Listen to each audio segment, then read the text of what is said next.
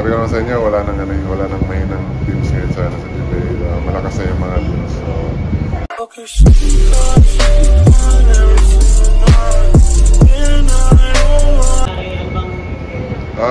yan, credit sa Tinapel. Ganda nung nilaro nila. Lahat ng tinira ata nila na-shoot. So, ayun, na-outplay nila kami this game. And bukas may viewing. Then, ayun, papanoorin namin yung buong game. Titignan namin kung saan kami mag-adjust.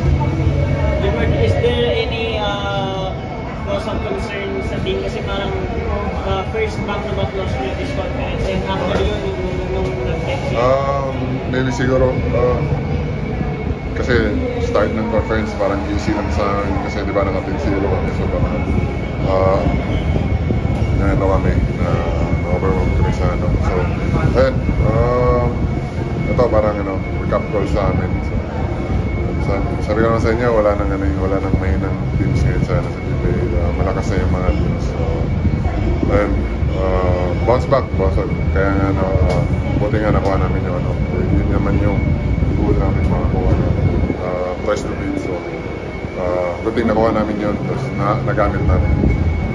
Your thoughts lang sa depensa sa inyong therapy mo? Kasi alam ko kasama rin kayo ni Isaac sa Gilas. So, maganda rin yung pinakita niya.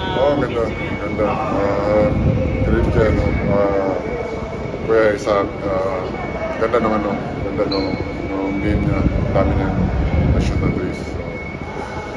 And, bawi na lang kami next game.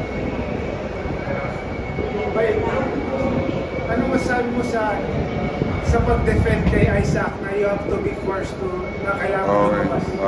Yun yung namin, yun yung i-adjust namin sa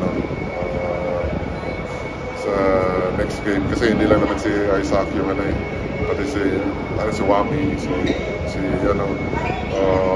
Holtz, dami nilang mga shooters, so kailangan talaga yung game nila nasa labas so kailangan namin mag-step up tatasan namin yung depensa.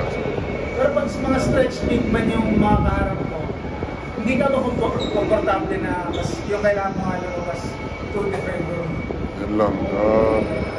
Kailangan namin kailangan kasi kailangan mag-adjust So yun, gagawin yung best ko.